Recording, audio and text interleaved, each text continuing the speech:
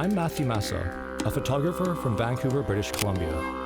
I've traveled all the way to the land down under to learn about Australia's rich history, take in the world-class views, and meet some friendly locals along the way. Australia is an ancient land with a diverse Aboriginal culture. It's home to a diverse number of Aboriginal and Torres Strait Islander peoples with over 250 Indigenous language groups. The people who speak them have called this land home for thousands of years. Although the name Australia is only a couple hundred years old, First Nations people have been here for over 65,000 years. Australian Aboriginal peoples are the oldest continuous living culture on Earth.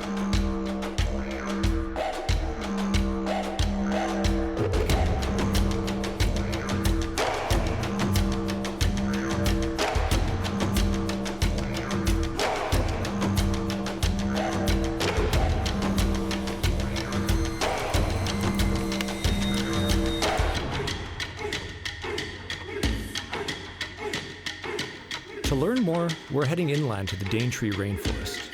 This rainforest is the oldest rainforest on Earth. There's some incredible creatures in it too. Crocodiles, cassowaries, and even flying foxes.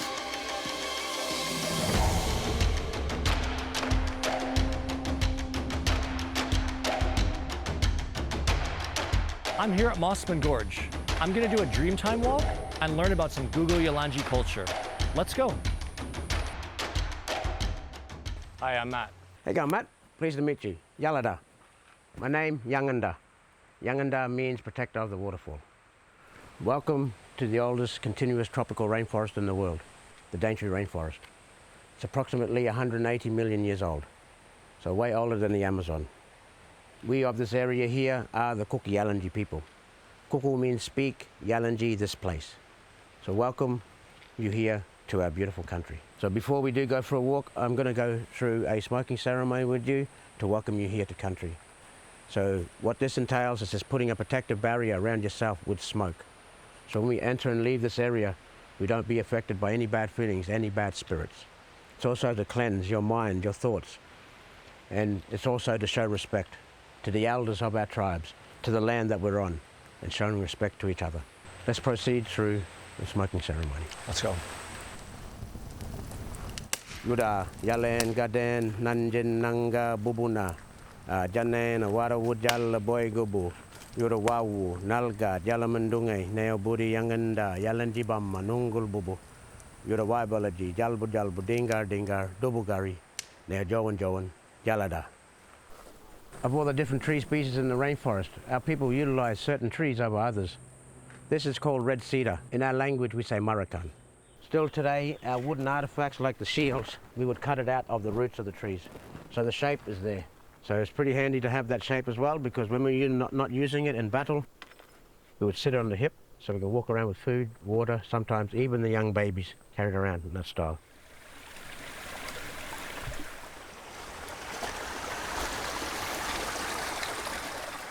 So this one here is a particular tree that we find growing on the edge of the rainforest.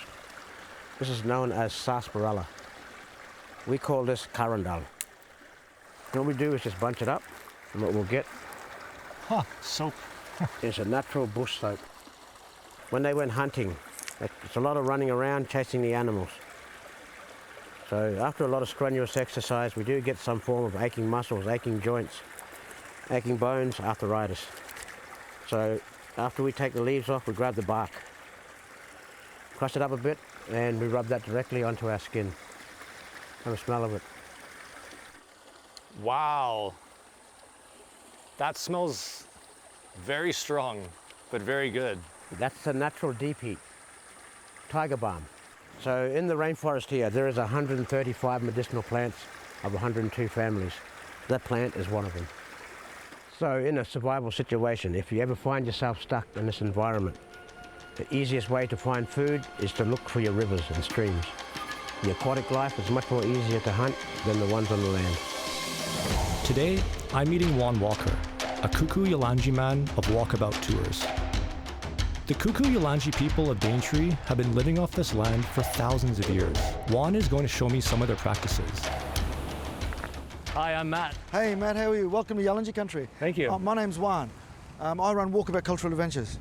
Our language extends from Port Douglas, and this is all my grandmother's country. From this mountain range here, running north, is Jullewara. This is my grandfather's country. Big tree, big leaf, that's an almond tree. The old almonds, then when you crack them open, that's where your kernel sits inside. Sit them on their side. Then you've got to hit them along that seam. So that would be different from the almonds that we would have in Canada? Same family, Right. different species. And different taste. Different taste, yeah, because of the location. There's your almond kernel. Let's give this a try. Oh, it's soft. Soft and sweet. That's really good. So here's the mangrove forest. For our people, one of the highest resource-rich environments you'll get. This is the fun part. That's right, take your time. Got your spear, use it as a balancing stick if you need to. So there's one of the saltwater yabbies. Wackle, this one? Feisty. Yeah. This wackle, these are nice eating too. But not much of them. All the meat is pretty much in that tail strip just there. So they call them whip lobster or pistol shrimp. So you see he's got that one big crazy claw? Yeah. Yeah. You'll hear this noise occasionally in the mangrove here. That's from these fellas here, flicking their claws, shooting a sound wave. So under here is one of your big crab holes. That's all I'm looking for as I walk around, and I memorise where big pools of water sit under trees. Then I just keep going back to those same places all the time, because normally a crab will move in once you've taken one out. If you look down here, you see all these broken shells. That's evidence that there's a mud crab. There's one. You got a mud crab up there? Yeah, right there. Where? I'll bring him out for you. I'll catch it by hand. And sitting in a nutrient-rich fresh water, so you can get the lime and calcium. I'm going to poke it out. If I catch it by hand, then keep all the meat nice and clean. I'll go in there. She was soft shell, hardening up, so she'll be full. It's a good size. This is a bit better. Still nowhere near fully grown. But if you have a look on top, Oh yeah. shell gives. So she was soft shell, so she's just starting to harden up after molting. Yeah, that's probably why she was sitting there nice and quiet, just letting the shell harden up. This will be good eating later. This mangrove forest is huge. And if you listen closely, you can hear the sound of the ocean. And that's our way out. Water's nice and cool here. Refreshing after a day in the mangroves. Juan's on the grill. He's gonna cook up an incredible meal for us. It's gonna be good. The mussels are starting to pop. That's how you know they're almost ready. It honestly tastes like nothing I've ever tried before. It's a little bit like a clam, but it's got a unique flavor. Really good. Mix them through. And you roll them out, and that's the meat there. Mangrove snail. Really rich in flavor, actually. Oh, that's so much easier. Soft shell, so you can eat it. Oh, just like that. Thanks for an amazing day, Juan. Taking us through the mangroves, cooking this beautiful food, and sharing your culture with us. No, Matty, it was a pleasure to show you home. So it's always lovely to teach people about my culture and give people a better understanding of where we live. And thanks for stopping in and saying good day. Connecting with Australia's Indigenous cultures is an opportunity to see Australia like you've never seen before. From the perspective of Australia's first astronomers, artists, explorers, dancers, historians, and chefs. I came here looking for adventure, and I found it. This land is filled with ancient history, beautiful scenery, experiences that will blow your mind, and most of all, incredible people. These last few weeks have opened me up to a new side of the world.